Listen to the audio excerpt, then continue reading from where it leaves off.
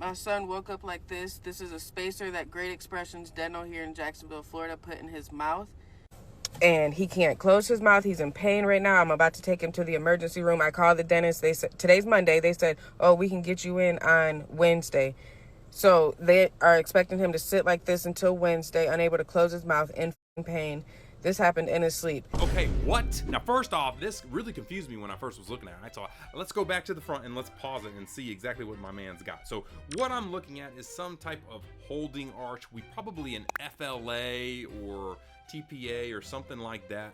And it looks like basically one of the bands has came off the tooth.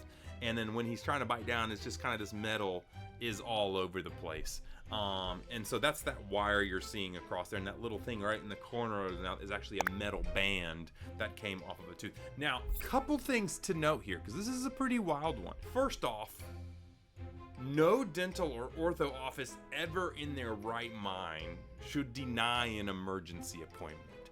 It should not be, hey, it's Monday, hey, this guy's got something metal, he can't close his mouth, he's in pain.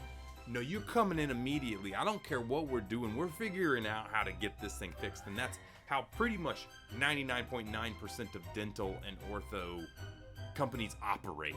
So I'm a little concerned and why the heck that dental office wouldn't do that.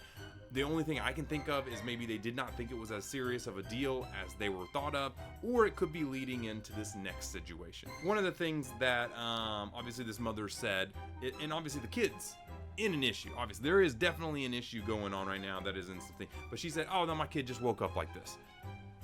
I'm sorry, but more than likely your kid did not wake up like this. More than likely your kid was messing with it, was pulling on it, tugging on it, sticking his tongue underneath and trying to lift it up and doing stuff, because these are cemented in with hard wires. And trust me, I've made tons of these and soldered them down and done all that.